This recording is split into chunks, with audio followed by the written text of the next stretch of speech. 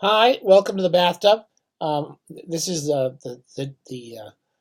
no puppy edition. There's no puppies in this one at all. So if you tuned in to watch a puppy, you're not going to get a puppy. So just piss off. Go somewhere else. There's a puppy. Go watch a puppy somewhere some other channel. We're going to talk about books in the bathtub today, and we're going to talk about a writer I loved when I was a kid who I've been rereading. I haven't read in a long time. Joanna Russ. Uh, this is a peculiar one, and they're all peculiar ones. All the good ones are peculiar books, and this is another one we'll talk about. Um, Joanna Russ was a prominent science fiction writer, and she wrote some feminist essays. An interesting book which I haven't read since it came out called "How to Suppress Women's Writing," which I'd like to bring into the bathtub pretty soon. But for various reasons, I wanted to kind of go back and read through Russ's work. We talked about two of my favorite SF writers when I was a kid were Kate Wilhelm, the great Kate Wilhelm, great short story writer. And we also talked a bit about James Tiptree Jr. I want to kind of remind you of those. You want to go back and look at some of these writers who were prominent writers. Thomas Disch, we talked about. The writers when I was growing up, and I started reading science fiction as a kid with the stuff that most people read, which is Ray Bradbury and Isaac Asimov. I read all this stuff everyone likes. And then, I started to stumble into all this kind of New World stuff and the really, really brilliant stuff and the great writing that comes out of people like Disch and Wilhelm. Again, I don't want to say that Bradbury is a terrific writer, but there was a sort of interesting sensibility that comes from these other writers. Disch, who writes in various genres, Wilhelm, who wrote various genres as well, and James Tiptree Jr., kind of one of the, I guess people don't know this collection. They know the best of Tiptree, 10,000 Light Years from Home we talked about. I think this is a great single author collection, and I'm always trying to get people to go back and read the great single author collections rather than the best of, and I recommend this highly. Tiptree was actually Alice Sheldon, and a brilliant woman, anthropologist. She worked for the CIA, I believe. I haven't read the biography. There's a great Julia Phillips biography of her, which we will try to read soon.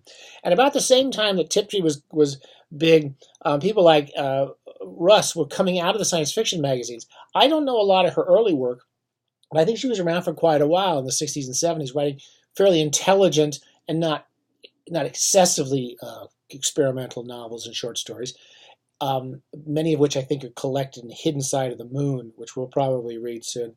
But I thought I would just talk about the two books I read recently. One is called The Adventures of Alyx, which is kind of a boring title, and is a very weird book. Actually, let me see if I can find it. This is really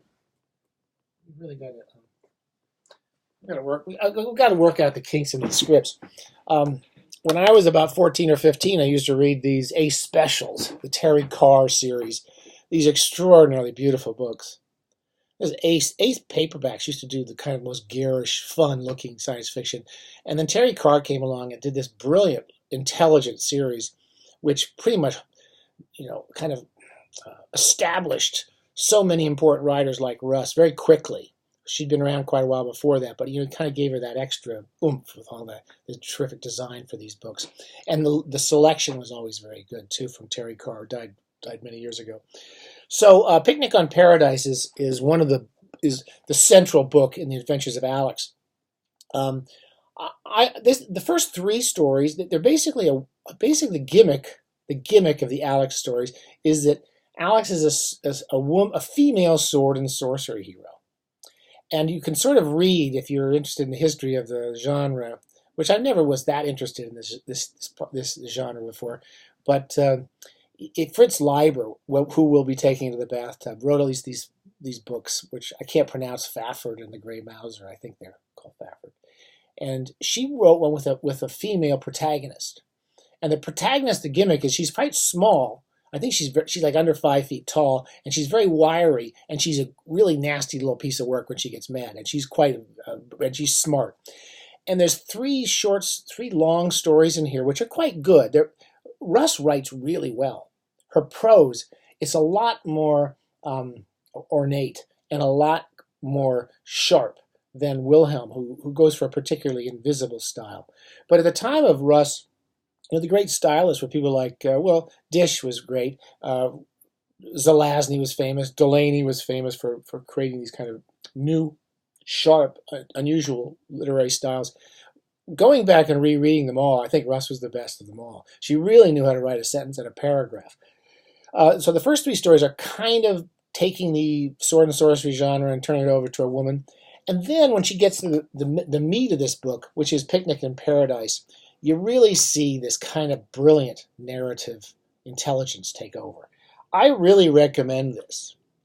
I read these when I was 14 or 15. I didn't quite get them. I enjoyed them, and I could tell they were smart, but I was missing a lot of stuff. And the gimmick of this is that Alyx, this sword and sorcery heroine from way in the past, gets abducted by some trans-temporal society. It's just a total gimmick to get this woman into the future. And she has to show a bunch of tourists across some war zone. The setup is it's done very quickly. It's ridiculous, and it's set up and established very quickly. And this Russ stays in her head. She does a point of view very, very sharp. You're way back in the character of Alyx's head, who doesn't understand a lot of what's happening, who's on a planet she doesn't quite understand. And we're getting very terse and very specific images as they hit us through her and going through this kind of violent adventure. And her emotional reaction to things is really interesting and very intense. And there are 2 or 3 scenes, particularly when she slaughters this one man for actually doing something stupid that causes her to lose this man she cares about, are just really brilliantly rendered, really brilliantly. So is this guy's badly. He's brilliantly rendered as well. And it's just one scene after another. It's a really powerful, very quick book. And I reread that again this week and just loved it. The Alyx book is very peculiar. It's almost like she's finding her way along. And it concludes with a story I read as a kid, which is set in 1920s. And what apparently is happening is this Alyx character, who's the this wiry little kind of tough, the Gray Mauser in the Fritz Leiber stories is a kind of wiry little guy too. She goes in. She somehow has gotten this trans-temporal agency, and she comes back as this really tall, elongated woman. I met Russ when I was a kid. I was at an early Clarion, and she was a very tall, thin, handsome, smart, very gentle, generous person. I liked her the brief period I knew her, and you wouldn't really tell how she was enamored. She really enjoyed Nabokov, who many of my viewers love Nabokov as I do, and she has been a student of his. And there's a similar narrative intelligence as far as just the way she puts together sentences and paragraphs, and the way she doesn't explain things, the way Nabokov makes you understand things for yourself. So this looks kind of preposterous, this woman fighting a sea monster and stuff like that. And it's not her best book, but it's certainly a good book. And it contains this amazing Picnic on Paradise. Finally, And Chaos Died. I read this. I'm going to go back to my martini. This is the same martini as we used for the Hammett story, and it still has the same flowers on the edge. Maybe And Chaos Died. I was quite surprised. I read this again as when it came out. I was 14 or 15 years old, and I didn't understand half of it. I could tell it was a brilliant book, but half the time I had no idea what was going on in it. And I reread it recently. I got more of it. This is one of the most difficult to completely understand science fiction novels I've ever read. It has the qualities of the great modernist novels. The obvious one is always Ulysses, but if you look at any sort of the types of novels that really require you to pay attention to each sentence and to accept the rules of narrative, which is that point of view rule, which is so important, because we're in the point of view of a guy named Jai somebody. He's Indian. What is he? Jai Ved. He's part Hindu, and he's got a variety of narrative cultural backgrounds, and he's gay. For 68, 69, 70 maybe it is, this comes out, and he's our protagonist.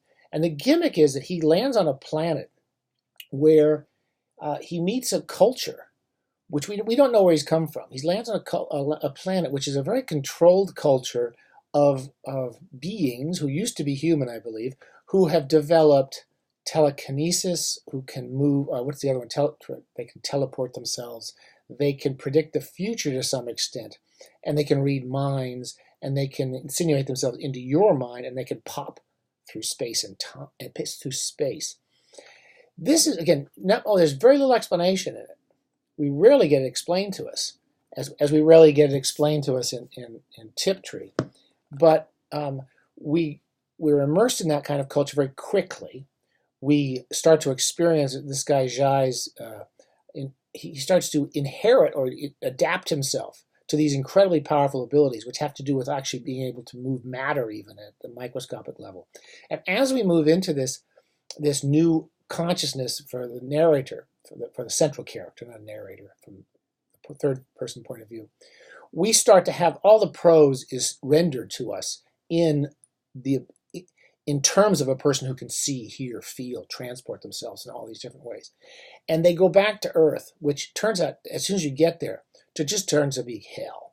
It's overcrowded, everybody's on drugs, violence. I mean, it's almost like it almost makes our world look pretty sane, incredibly violent, and people are dying for no reason for whatsoever, almost to entertain each other. And it's a really horrific picture, which we can only see through this guy's eyes.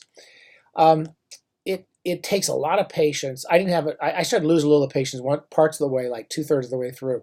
But I want to read it again. I highly recommend this to people who enjoy a book in the bathtub where they really got to pay attention, and it requires a couple of readings.